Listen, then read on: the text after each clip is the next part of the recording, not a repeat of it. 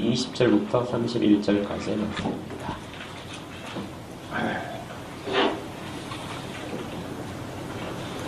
제가 먼저 20절을 읽고 교재로 읽으며 하나님 말씀을 받겠습니다. 20절입니다.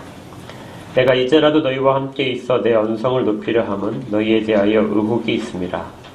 내게 말하라. 율법 아래에 있고자 하는 자들아, 율법을 듣지 못하였느냐. 기록된 바 아브라함에게 두 아들이 있으니 하나는 여종에게서 하나는 자유 있는 여자에게서 났다 하였으며, 여종에게서는 율법을 따라 낳고 자유 있는 여자에게서는 약속으로 말미암았느니라. 이것은 비유니 이 여자들은 두 언약이라. 하나는 신의 산으로부터 종을 낳은 자니 곧 하갈이라. 이 하갈은 아라비아에 있는 신의 산으로서 지금 있는 예루살렘과 같은 곳이니 그가 그 자녀들과 더불어 종을 낳고, 오직 위에 있는 예루살렘은 자유자니 곧 우리 어머니라. 기록된 바 잉태하지 못한 자여 즐거워하라. 산고를 모르는 자여 소리질러 외치라. 이는 홀로 사는 자의 자녀가 남편 있는 자의 자녀보다 많음이라 하였으니, 형제들아 너희는 이삭과 같이 약속의 자녀라. 그러나 그때에 육체를 따르는 자가 성령을 따라하는 자를 박해한 것 같이 이제도 그러하다. 그러나 성경이 무엇을 말하느냐. 여종과 그 아들을 내쫓으라. 여종의 아들이 자유 있는 여자의 아들과 더불어 유업을 얻지 못하리라 하였느니라. 그런데 형제들아 우리는 여종의 자녀가 아니요 자유 있는 여자의 자녀니라. 함께 창세기를 잠깐 펴주시겠습니다. 창세기 12장을 펴서 책갈피를 좀 해놓으시면은 조금 있다가 제가 말씀을 쭉 듣는 과정에 편리하게 할 것입니다. 창세기 12장에 표시를 하시고 이제 갈라디아서 본문으로 돌아오시면 됩니다. 지금 우리가 하려는 것들은 계속해서 바울 사도가 믿음으로 의롭게 되느냐 아니면 율법의 행위를 지켜야 의롭게 되느냐 하는 이 질문에 대해서 답을 해가는 과정입니다. 아주 반복적으로 지겨울 정도로 그렇게 해가는 과정인 거예요. 오늘까지 해서 이 설명들은 이제 끝이 나게 됩니다. 대략적으로 오늘까지 하면 대략 6번 정도의 크게 비유를 통해서 실제 생활을 적용시켜서 설명을 계속해서 하고 있었습니다. 약간 이제 기억을 좀 떠올리면요. 제일 먼저 했던 것은 유언입니다. 계약과 유언. 유언을 한 자가 어떻게 유언을 했느냐, 그리고 그 유언은 어느 정도까지 효력이 있느냐 하는 그 유언에 대한 이야기로 율법과 믿음에 대한 이야기들을 전개했을 거예요.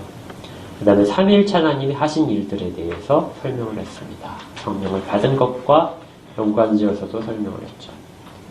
그리고 초등교사에 대한 이야기를 가지고도 율법은 초등교사에 지나지 않는다. 그 다음에 이제 아들에 대해서는 초등교사가 성장한 후에는 더 이상 그 권한을 행사할 수 없다. 또 초등학문에 대한 것도 있었습니다. 율법은 초등학문이다. 아주 어렸을 때 배우는 가장 기초적인 부분이다. 그리고 교회에게 물어본 것이죠. 지난주에 했던 내용입니다. 과연 너희가 율법을 따랐더니 너희가 변한 부분이 무엇이냐. 이전에 그 믿음을 따라서 너희들이 믿음만이 의롭게 한다는 것을 따라서 그렇게 생활했을 때와 율법을 지켜야 의롭게 된다고 생활했을 때 또 차이점이 무엇이냐. 너희들 가운데 사랑이 어떻게 되었느냐.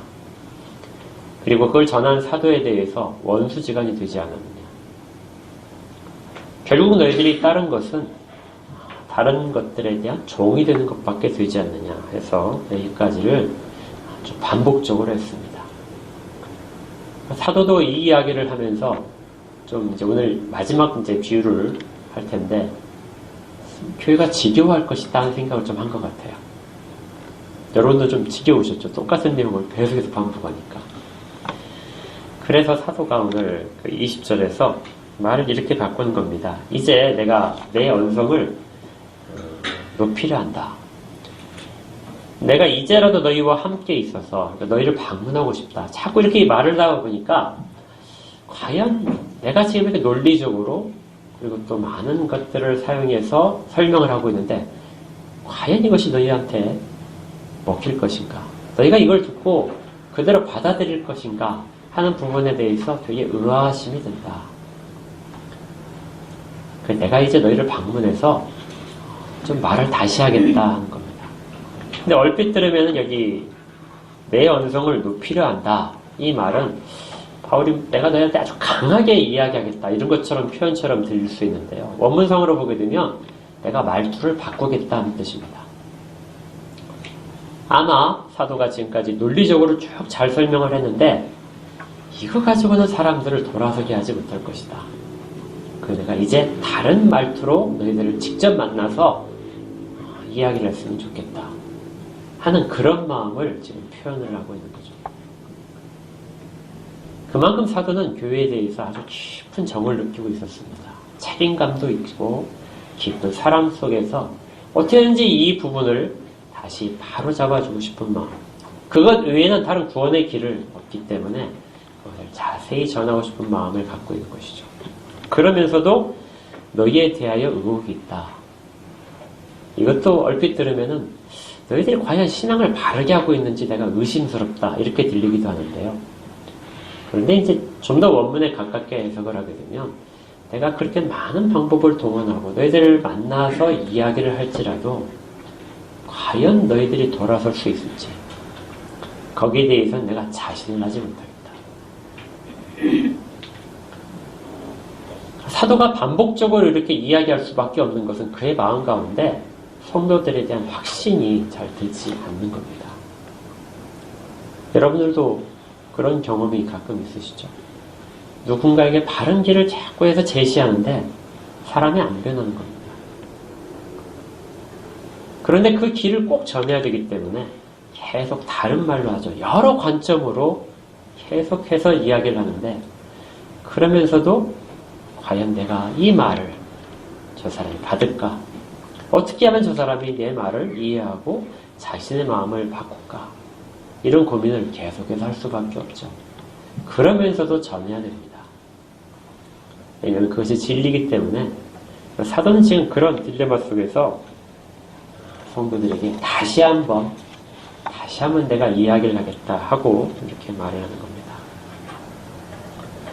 그만큼 율법을 지켜서 의롭게 된다 하는 이 말이 사람들에게 아주 깊숙하게 자리 잡고 있고 또 손쉽게 사람들의 신앙을 바꿀 수 있기 때문에 그렇습니다.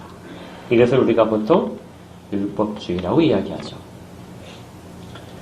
2000년 전에 지금 사도께서 교회에 보내는 이 상황 속에서는 율법주의는 유대교의 어떤 규칙들,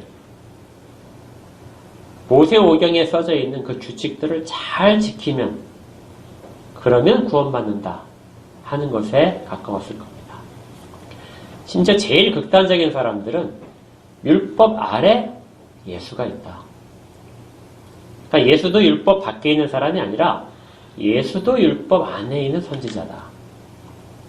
그래서 율법을 바르게 해석하고 새로운 길을 제시한 것이다. 그리스도를 받아들이지 않는 것은 아닌데 받아들이되 율법 속에서 받아들인 사람들이 있었다는 것이죠. 이런 사람들이 있는 반면에 또 조금 더 이제 그리스도를 인정하는 사람들은 그리스도를 믿고 하나님의 아들임을 인정하면서 율법은 우리가 지켜야 될, 영원히 지켜야 될 법도다. 그래서 그 법도 지켜야 된다. 할례도 받고 안식일도 받고 지키고 그리고 11조나 모든 정결례도 다 지켜야 된다. 이렇게 생각을 하는 사람들이죠.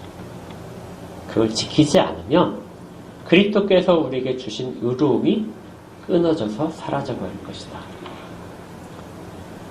이것이 갈라디아 교회가 가지고 있었던 율법주의입니다. 그리고 그것을 사람들에게 급속하게 인정받아서 교회 전체를 다 변질시키고 있었던 것이죠. 그런데 이 문제는 현대 교회에서도 여전히 비슷한 양상들이 나오게 됩니다. 우리는 율법보다 그리스도를 훨씬 더 가치 있게 여기고 그리스도 외에는 다른 길이 없다는 걸 인정하면서도 그리고 그 안에 우리들 안에 교회 안에 어떤 생각들이 조금씩 있냐면요. 어떤 규칙을 정하고 그 규칙을 따르는 것이 더 거룩함에 이르는 길이다.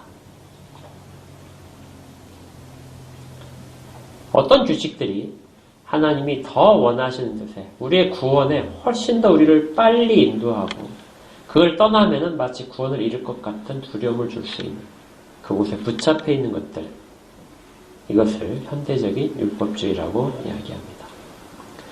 여러분들이 그런 경험 해보셨을까요? 외출을 하시는데 가다가 혹시 내가 가스불을 잠궈 놨나? 혹시 그런 걱정 안 해보셨어요? 많이 해보시죠. 그러면 이제 가면서 그 생각이 한번 들게 되면 어떻게 되죠? 계속 불안하죠. 그러면서 어떤 분은 이제 직접 얼마 안 갔으면 다시 돌아가서 확인을 해보기도 합니다. 혹시 내가 불을 안 껐나? 신앙생활 하면서도 이런 부분이 늘 가슴속에 있는 것들이 있어요. 내가 이 행동을 하게 되면 하나님께 조금 더 거룩해지는 모습을 상실할 수 있을까? 조금 후에 이제 우리가 설교 후에 성찬을 할 텐데요. 성찬을 할 때 우리 마음속에서 꺼리끼는 점이 드는 분들이 있을 겁니다. 내가 한 주 동안에 잘 준비하지 못하고 어떤 부분을 내가 좀 잘못한 부분이 생각이 날 거예요. 누구하고 심하게 다퉜던지 간에 그런 부분이 생각나서 이것 때문에 내가 성찬을 받지 못하겠다. 이건 하나님의 하나님이 제정하신 우리 주님이 제정하신 그 예식에 참여할 수 있는 내 자세가 안 돼 있다. 그래서 성찬에 참여하지 않는 사람도 있을 수 있습니다. 죄를 분별하지 못하고 먹는 것이 훨씬 더 큰 죄악이기 때문에 자기의 죄악이 생각이 나서 일부러 피하려고 하는 사람도 있겠죠. 그런데 생각을 바꿔보게 되면 성찬은 우리의 영혼의 양식입니다. 그리고 그것을 사모하는 마음이 우리 가운데 아주 커야 되죠. 그런데 어떤 죄의식이 주께서 제정하신 예식에 교회 공동체와 함께 참여하는 것에 계속해서 걸려서 참여하지 못한다면 더 큰 유익, 주님이 더 원하시는 방향의 선택을 하지 못하고 거기에서 좌절하는 경우가 생길 수 있습니다. 마치 가스불을 끄지 않은 것처럼 생각되는 거죠. 그래서 성찬에 참여하지 못한다면 성찬은 사모하는 마음을 가지면서도 성찬을 참여하지 못함으로써 영적인 유익에 더 좋은 유익에 나가지 못하는 영적인 양식을 섭취하지 못하는 불행한 일이 생길 수도 있습니다.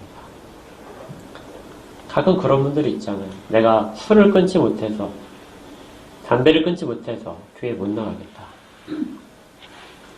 이런 분들이 바로 율법주의적인 성향을 갖고 있는 겁니다.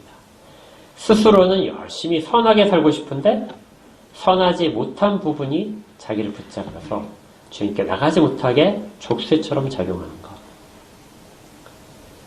이것을 벗어나지 못하면 자유인이 될 수가 없습니다. 그건 우리와 아무 관계가 없다는 것이죠. 그럼에도 불구하고 늘 선한 사람이 되어야 한다는 그런 컴플렉스가 우리 그리스도인들을 붙잡고 있습니다. 선하지 않으면 예배를 드릴 수 없고 선하지 않으면 교회에서 설 수 없고 하는 부분이 늘 있죠. 그렇다고 선하지 않아도 된다. 이 말은 절대 아닙니다. 이 둘 사이의 그 관계가 아주 미묘하기 때문에 사도도 지금 그런 부분에 있어서 현대 교회에 들려지는 성령님의 음성 속에서 교회에게 그 부분에 대해서 깊이 생각해봐라 하는 그런 것들을 던지고 있는 것이죠. 이 이야기를 이제 마지막으로 사도는 성경의 근거에서 구약의 역사의 근거에서 아주 자세하게 이야기를 합니다. 그것이 창세기 12장부터 25장까지에 기록되어 있는 아브라함의 두 아내와 아브라함의 두 아들의 이야기입니다. 아주 기초적인 내용이기도 하지만 우리가 한 번쯤 깊이 생각해야 될 어쩌면 우리가 오해하고 있었을 만한 그런 성경의 말씀을 사도가 잘 풀어주는 거죠. 아브라함은 총 8명의 아이를 가졌습니다. 아내가 3명이었고요. 그가 175세를 살았습니다. 그런데 이제 우리가 나머지 다른 6명의 그 자녀들에게는 관심을 별로 두지 않아요. 이유는 성경에서 그들의 그 어떤 중요성이 앞에 두 아들에게 가려지기 때문에 그렇습니다. 오늘 사도도 두 아들에 대한 이야기로 구약의 모든 것들을 사실은 정리하고 있는 거죠. 아브라함이 75세에 하나님이 보여주신 땅으로 출발을 했습니다. 자기의 시족을 떠나서 시족 가운데 일부가 이제 아브라함과 동행을 했죠. 조카인 롯의 부부와 자녀들이 따라 나왔고 많은 종들과 가축들을 거느리고 하나님이 보여주신 땅으로 가나안 땅으로 이주를 시작했습니다. 이때 이제 조카 롯을 데리고 온 이유가 좀 궁금하죠. 다른 그 형제들과 다른 친척들은 다 놔뒀는데 유독 조카 부부와 자녀들만 아브라함을 따라 나왔습니다. 그리고 어디를 가든지 간에 동행하게 됩니다. 중간에 아브라함이 애굽으로 내려간 적이 있었는데 그때도 조카의 가족들이 동행을 했고요. 상당히 오랫동안 같이 한 장막에 거하는 그런 식구였습니다. 이 이유가 아마도 아브라함이 자기 자식이 없으므로 그 조카 롯을 자기의 어떤 상속자로 생각을 했던 것 같아요. 당시엔 누군가에게 내 기업을 물려줘야 되는데 물려줄 사람이 없으면 친척 중에서 하나를 뽑아서 양자처럼 해서 기업을 물려주거나 아니면 그런 친척도 없으면 자기의 제일 가까운 믿을 만한 사람을 세워서 자기의 모든 여생을 부탁을 하고 그리고 이제 재산을 상속시켜주는 그런 제도들이 있었습니다. 아브라함도 자기의 상속자는 롯이다 이렇게 생각을 했을 수 있어요. 왜냐하면 그의 형이 일찍 죽었기 때문에 아브라함이 그 자기 조카를 양육했을 수도 있습니다. 아예 처음부터 상속자로 생각했을 수도 있어요. 그런데 이것이 이제 바뀌는 일이 벌어집니다. 창세기 12장에 보게 되면 아브라함이 이제 처음 하나님으로부터 자손에 대한과 그리고 땅에 대한 약속을 받는데요. 창세기 12장 7절을 한번 보십시오. 마침내 가나안 땅에 들어간 다음에 하나님께서 아브라함에게 나타나셨습니다. 12장 7절 여호와께서 아브라함에 나타나 이르시되 내가 이 땅을 내 자손에게 주리라. 그러니까 항상 언약은 땅과 자손에 대한 것이 함께 가는 것이죠. 이렇게 아주 단순한 문장으로 말씀하신 겁니다. 내가 이 땅을, 이 가나안 땅을 내 자손에게 줄 것이다. 그러자 아브라함이 하나님의 말씀을 듣고 제단을 쌓았습니다. 하나님이 약속하실 때마다 아브라함은 그쪽에 제단을 쌓고 있어요. 이 제단을 쌓았다는 말은 이 약속이 그대로 이루어질 것을 어떤 확신 가운데서 표징을 남겨놓는 것이죠.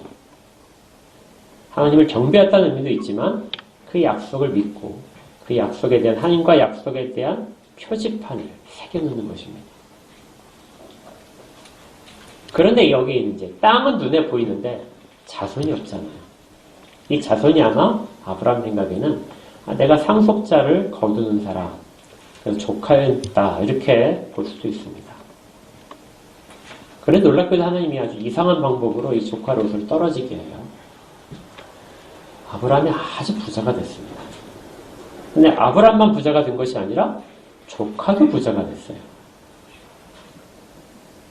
그래서 너무 부자가 됐기 때문에 같이 이동을 하는데 같이 이동을 할 수 없게 된 것입니다. 가축들이 너무 많아서 어떤 평야에 풀어놓게 되면 그것 평화가 그 넓은 가축을, 많은 가축을 포용할 만큼의 범위가 되지 못하는 것이죠. 우물도 그들을 다 먹일 만큼 충분하지 못한 겁니다. 어쩔 수 없이 그 풍요로움 때문에 조카와 아브라함은 떨어지게 됩니다. 더 이상 조카는 아브라함의 상속자, 약속, 내 자손에 해당하는 부분이 되지 못하는 것이죠. 조카도 충분히 부유하기 때문에 아브라함에게 이젠 더 이상 의지할 필요가 없습니다. 이렇게 롯이 떠난 다음에 하나님이 다시 나타나시게 됩니다. 그래서 한 번 더 자손과 땅에 대해서 확증을 해주시는데요.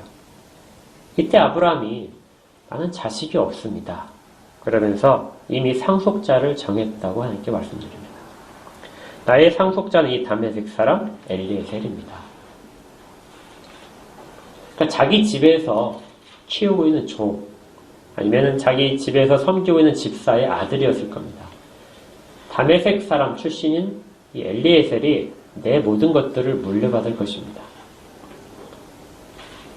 그러니까 이 땅은 누구의 소유가 되냐면 그 엘리에셀을 통한 자손의 소유가 되겠죠. 나는 이제 상속자를 정했습니다. 하나님이 이 아이에게 복을 주시면은 그렇게 해서 언약을 이루시면 됩니다. 아브라함이 굉장히 믿음이 좋은 것 같은데 하나님이 약속하신 것을 다 받아들이면서도 제단을 쌓아서 그것들을 확증하면서도 방법적으로는 이 방법을 택하는 것이 더 좋을 것이다. 왜냐하면 지금 현재 상황에 보니까 이것이 더 좋게 보인다는 거죠. 적어도 2번 벌써 하나님의 뜻과 어긋나고 있는 것을 보게 됩니다. 우리는 결과를 다 알고 있기 때문에 아브라함이 어떤 선택을 하는지에 대해서 비판을 가할 수 있는데요. 당시 아브라함의 상황을 혹시 여러분들이 기억하신다면 얼마나 그런 것들이 하나님의 약속이 내 자손, 내 핏줄이라는 것이 얼마나 불가능한 일인지 거기에 대해서 아브라함이 차선책을 선택할 수밖에 없는 것이 이해가 되기도 합니다.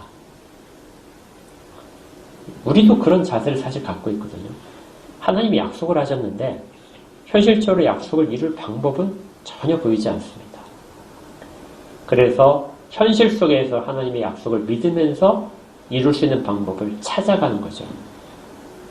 이 가운데에는 내가 하나님의 하실 일들, 그것을 내가 참여해서 하나님을 도울 수 있다는 생각이 여전히 있는 것입니다. 하나님이 이루실 일들을 나타내셨는데, 그리고 우리 가운데 알게 하셨는데, 내가 그 가운데 내 힘을 보태서 무엇인가를 하고 싶은 것들. 믿음은 있지만 하나님이 하실 일에 대해서 확신은 갖지 못하는 이런 상태가 아브라함에게 계속 이어지고 있던 것이죠. 그런데 하나님께서는 엘리에셀도 아니다 하고 분명하게 거절하셨습니다. 그러면서 내 집에서 길러진 자가 아니라 내 몸에서 날 자다. 아브라함의 씨로부터 날 자가 이 모든 것들의 상속자다. 자, 그러면 이제 좀 기다리면 좋겠죠. 그런데 역시 마찬가지로 다른 편법을 한 번 더 사용을 합니다. 이번에 사용하는 사람은 그 안에 사례죠. 사례가 볼 때 하나님의 약속을 받는 장면에 아마 참여했던 것 같아요. 그래서 사례가 나는 이제 자식을 생산할 수 없으니까 아브라함의 씨를 전하면 되지 않겠느냐. 그래서 애굽에서부터 얻은 여종 하가를 아브라함에게 소개시켜 줍니다. 그리고 잠자리를 갖게 하고 자식을 잉태하게 만들죠. 충분히 아브라함의 씨, 하나님께서 보여주신 한계에 대해서 지금까지 조금씩 하나님이 더 자세히 보여주시는데 그 한계 내에서 사례는 가장 좋은 선택을 했다고 생각을 했을 거예요. 그리고 86세에 아들이 태어나게 됩니다. 이제는 하나님의 약속이 모두 다 이루어진 것이겠죠? 그래서 아들을 잘 기르고 있는데 아브라함이 99세가 되었을 때 하나님이 다시 말씀하십니다. 이제 사례가 잉태할 것인데 사례가 자식을 낳을 것이다. 아들을 낳을 것인데 그 아들이 내가 말한 아들이다. 내 자손 모든 너에 대한 약속들을 승계할 상속자는 사례의 몸에서 낳을 자식이다. 아브라함의 입장에서는 굉장히 좀 이상했을 겁니다. 지금까지 하나님의 약속대로 살고 또 방법대로 통해서 그 시기에 거기에 맞춰서 살았는데 하나님의 뜻은 전혀 다른 곳에 있었던 거죠. 그렇다고 하나님이 아무것도 안 보여주신 것은 아닙니다. 하나님은 언제나 사례를 통해서 하나님의 자손이 나올 것, 아브라함의 언약의 자손이 나올 것을 하나님은 많은 것들을 통해서 보여주셨습니다. 이전에 2번씩이나 아브라함은 사례를 자기 누이라고 하고 사례를 잃어버릴 만한 그런 처지에 있었어요. 그런데 하나님께서는 그때마다 개입하셔서 사례의 순결성을 유지하셨습니다. 그리고 오히려 사례를 차지하려던 바로와 그 다음에 누구죠? 아비멜렉, 이 왕들의 모든 가정의 태를 닫으심으로써 그들이 그 일을 선택하지 못하도록 하나님이 징계하셨습니다. 하나님께서는 사례의 몸을 아주 중요하게 생각한 것이죠. 사례를 통해서만 언약의 자손을 얻을 수 있다. 이렇게 해서 마침내 언약의 자식인 이삭이 태어난 것입니다. 그러니까 그 땅과 상속자, 내 자손에 해당하는 것이 아브라함 손에 딱 안길 때까지 아주 긴 시간이 필요했습니다. 결과적으로 이제 2 아들을 아브라함은 얻게 된 것이죠. 근데 지금 사도는 그 이야기를 쭉 떠올리게 하는 겁니다. 그러면서 아브라함에게 2 아들이 있었는데, 그런데 2 아들이 동등한 아들이 아니었다. 한 아들은 여전히 여종의 아들이다. 하갈이 이스마엘을 낳았는데 그 이스마엘을 낳았다 하더라도 아브라함의 아들인 것이 맞는데 그 아들을 낳은 하갈은 여전히 여종이라는 겁니다. 사례의 종이었어요. 그 신분을 벗지 못했습니다. 그리고 아내로서의 자격을 가진 것은 사라였죠. 사라의 자식 이삭만이 진정한 언약의 자식이라는 겁니다. 2 아들의 신분은 이렇게 어머니 때문에 갈라지게 된 것이죠. 아브라함에게 2 자식이 있었듯이 종의 자식과 자유인의 자식이다. 하갈은 율법이다. 그리고 사례는 자유이고 언약의 자손을 낳는 어머니다.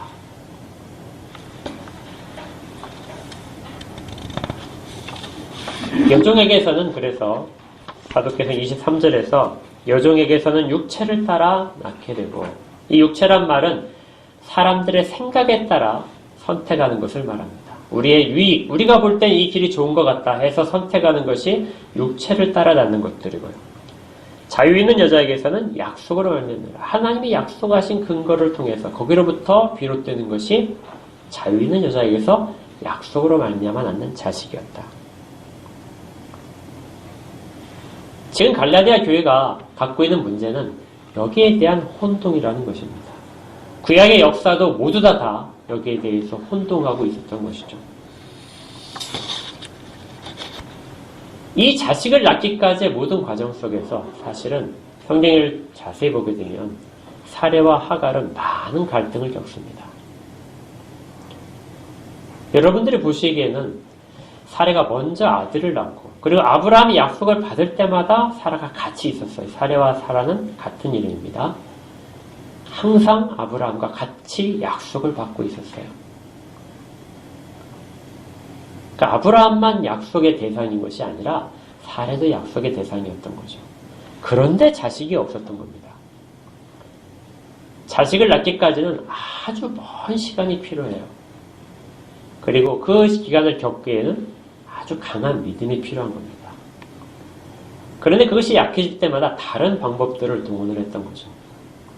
하갈은 그 중에서 선택된 차선적인 방법이었습니다. 그리고 그것으로 된다고 생각했죠. 그것이 율법입니다. 언약이 주어진 후에 그 언약이 이루어지기까지를 오랜 시간 기다림 속에서 사람의 조급함 때문에, 그리고 이것이 좋겠다 하는 그런 개인적인 어떤 순간적인 선택 때문에 선택에서 나온 것이 율법을 찾는 것이라는 것이죠. 하나님은 그런 백성에게 율법을 허락하신 것입니다. 하갈이 이스마엘을 낳은 다음에 하나님이 이 자녀는 너의 자녀가 아니다 이렇게 말씀하시지 않으셨어요. 너의 아들이다. 율법도 하나님이 제정하신 것입니다. 그렇게 해서 자식으로서 성장을 했던 것이죠. 그런데 여기서 이제 문제가 생긴 겁니다. 하갈이 처음에 이스마엘을 임신을 했을 때 성경에서 이렇게 되어 있었어요. 창세기 16장 4절을 보십시오.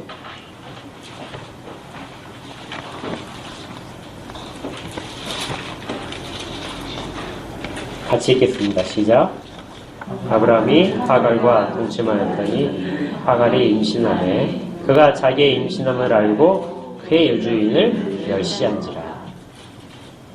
하갈이 사레의 종이었는데요. 임신을 하고 나자 사레를 멸시하기 시작합니다. 멸시한다는 말은 깔본다는 거예요. 천하게 본다는 겁니다. 그러니까 내가 이제 상속자를 낳았기 때문에 나는 지금 현재 종의 신분을 벗지 못했지만 나는 상속자의 언이다. 너는 자녀가 없는 여자다. 그래서 한껏 기가 올라가서 자기 주인을 멸시하기 시작했습니다. 이때의 이 사례의 심정을 사도께서는 이사야 54장 1절에 있는 노래를 인용을 해서 지금 여기에 다시 밝혀줍니다. 본문에 보면은 이렇게 사도가 인용을 하고 있어요.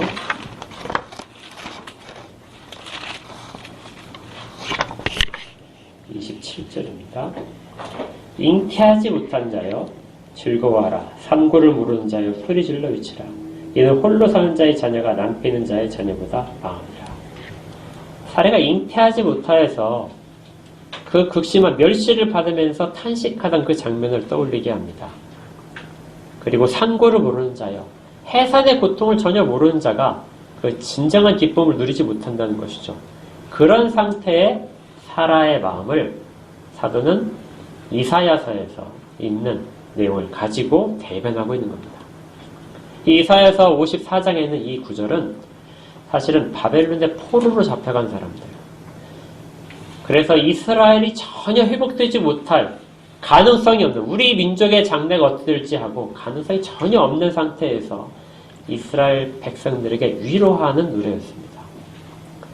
너희들이 지금 잉태하지 못한 것처럼 아직 자식을 낳아본 적이 없어서 자식을 고대하는 그런 마음으로, 누군가는 자식이 많아서 자랑하고 있고 자기의 큰 융성함을, 풍성함을 자랑하는 그들 앞에서 초라해질 수밖에 없는 상황 속에서 잉태하지 못한 자여 즐거워하라.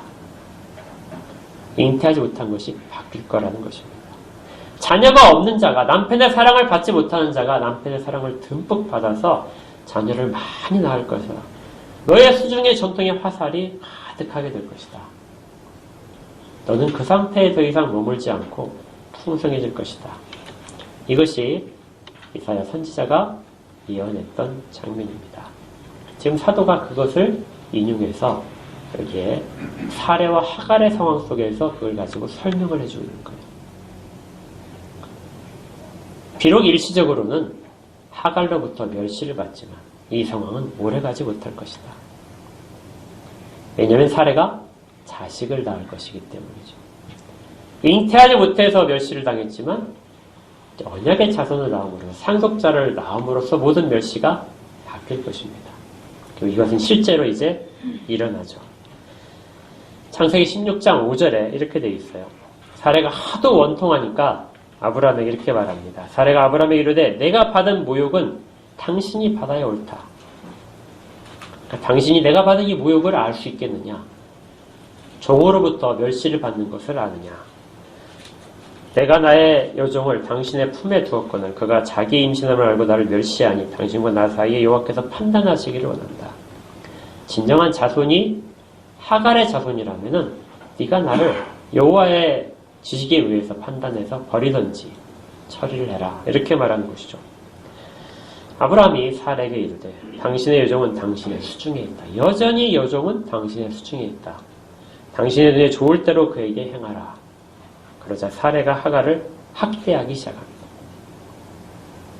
보복을 하는 거죠. 그래서 하갈이 사례 앞에서 도망치게 됩니다. 임신한 상태에서 도망을 쳤다가 이제 하나님이 설득하셔서 다시 돌아온 장면이 뒤에 있습니다. 이 장면은 좀 사례가 보복한 것이 별로 좋지 않게 보일 수도 있지만은 같은 장막에 거할 수 없다는 것을 말합니다. 여종 하갈은 살해를 받아들일 수가 없습니다. 멸시할 뿐이죠. 살해도 여종이 그 역할을 하는 것을 결코 무과할 수 없습니다. 그래서 둘 사이에는 늘 갈등 관계가 있는 거죠. 사도가 지금 하려는 이야기는 복음, 믿음에 의하여 의롭게 한 것과 율법의 행위를 지켜서 의롭게 되는 것은 결코 한 장막 안에 같이 거할 수 없다는 것입니다. 그리고 결국 사례가 아들을 낳았을 때 이 장면에서 아주 결정적으로 나오는데요. 이스마엘이, 형인 이스마엘이 이제 막 태어난 이삭을 조롱을 합니다. 놀리는 것이죠. 어떻게 놀렸는지 모르지만 그 놀리는 모습을 사례가 보고는 아브라함의 이야기를 합니다. 종의 여종의 자식이 내 자식을 놀린다. 그러자 아브라함이 그 하갈과 이스마엘을 쫓아내게 되죠. 그들에게 준 것은 떡과 물밖에 없습니다. 그 전까지는 이스마엘이 그리고 하갈이 자기들이 모든 것들을 상속할 것이라고 아주 많은 그런 확신을 가지고 기다리고 있었을 터인데 이삭이 정작 태어나자 그들에게 돌아갈 것은 아무것도 없고 한 장막에 거할 수 없기 때문에 쫓겨나게 되는 것이죠. 정말 생명에 필요한 아주 조금의 것들만 가지고 장막에서 쫓겨나게 됐습니다.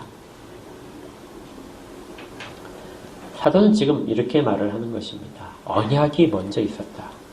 언약이 더디게 성취되면서 언약의 자손이 우리 가운데 나타나지 않았을 때 그때 사람들의 범죄함으로 율법이 지어졌었다.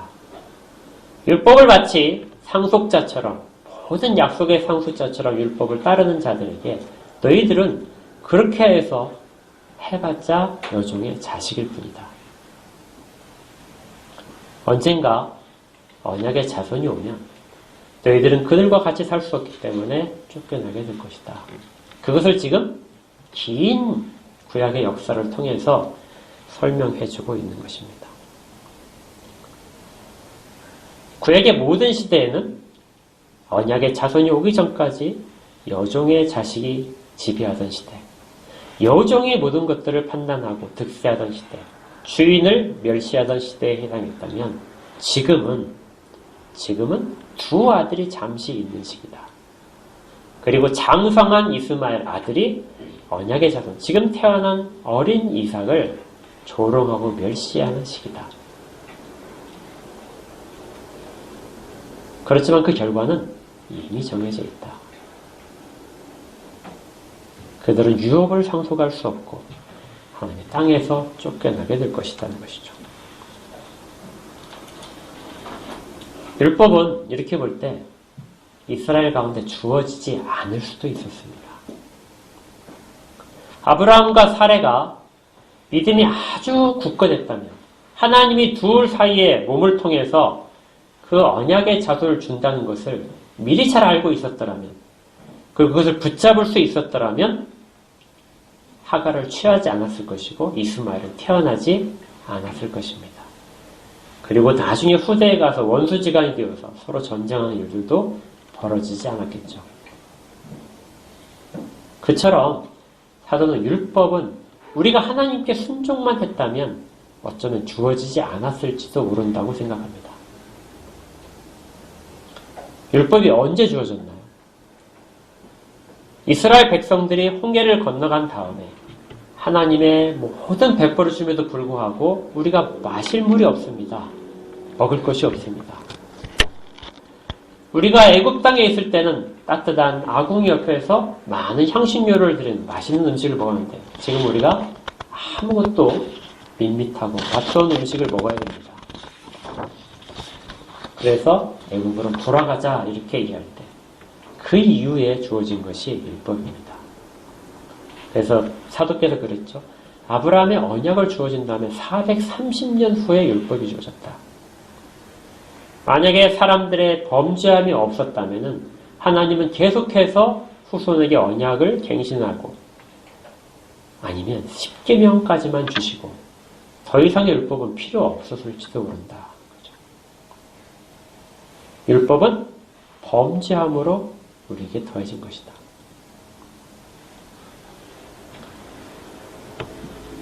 그래서 율법은 한시적이 되는 것입니다.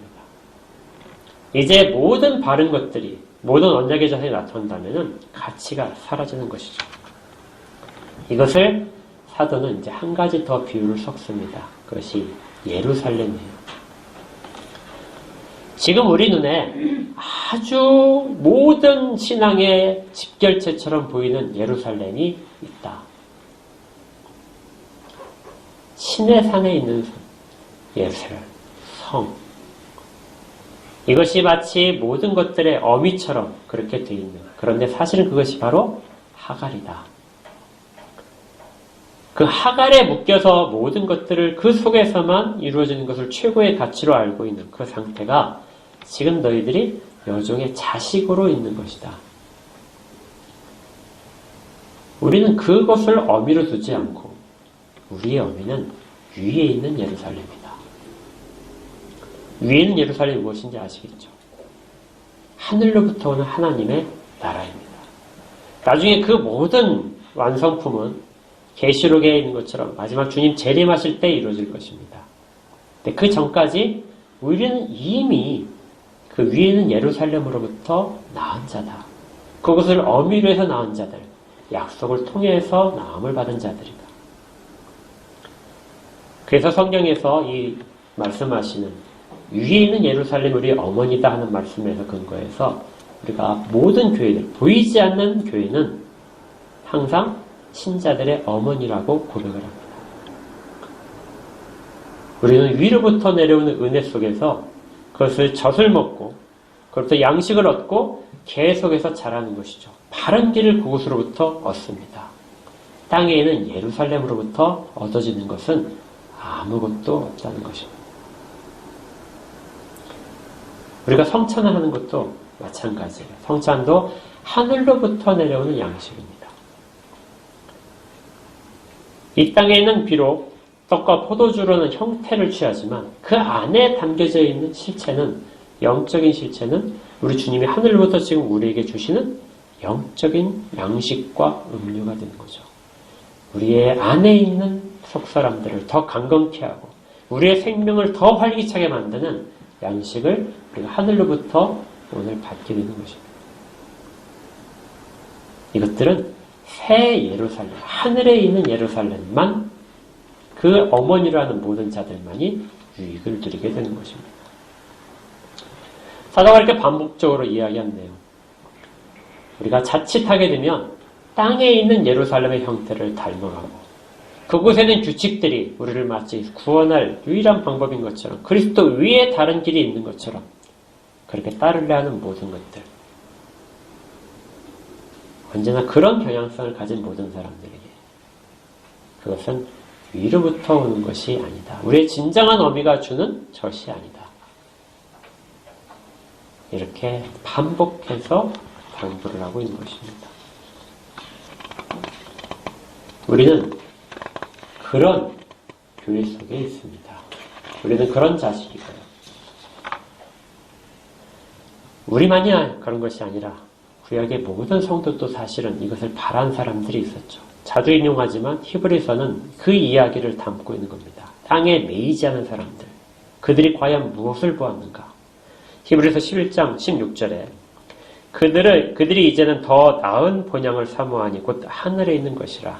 이러므로 하나님이 그들의 하나님이라 일것임 받으심을 부끄러워하지 아니하시고 그들을 위하여 한 성읍을 예비하셨느니라. 땅에 있는 예루살렘이 아니라 위에 있는 예루살렘을 예비하셨다는 것입니다. 히브리서 12장 22절에 그러나 너희가 이른 곳은 이제 그 예비하는 곳에 이르렀다는 것이죠. 시온산과 살아계신 하나님의 도성인 하늘의 예루살렘이다. 그리고 천만 천사와 하늘에 기록된 장자들이 모여있는 것이고 교회와 만민의 심판자인 하나님과 및 온전하게 된 의인의 영들과 새 언약의 중보자신 예수와 및 아벨의 피보다 더 나은 것을 말하는 뿌린 피니라. 그것으로 덮여있는 그 기쁨을 누리는 자들이 거하고 있는 그 예루살렘, 위에 있는 예루살렘이 이미 너희 가운데 들어와 있는 것이다. 그러니 마지막으로 말하는 거죠. 너희는 어떤 어미를 둔 자이냐?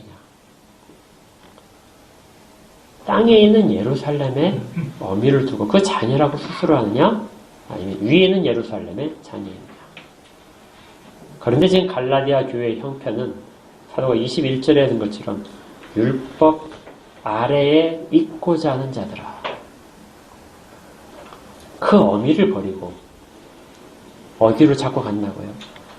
땅에 있는 예루살렘, 율법의 젖을 먹으러 가는, 그래서 율법 아래에 있고자 하는 그런 모습을 이야기하는 것입니다.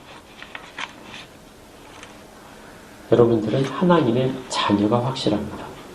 그렇게 다들 믿으시죠? 자녀로서 누구의 젖을 먹어야 될까요? 율법의 젖이 아니라 하늘로부터 신령한 양식을 먹어야 됩니다. 그리스도로 다가가는데 장애물이 되는 모든 것들은 다 이 땅의 것들입니다. 신령한 것들을 사모하십니까? 이 땅의 것들에 매이면은 다가갈 수가 없습니다.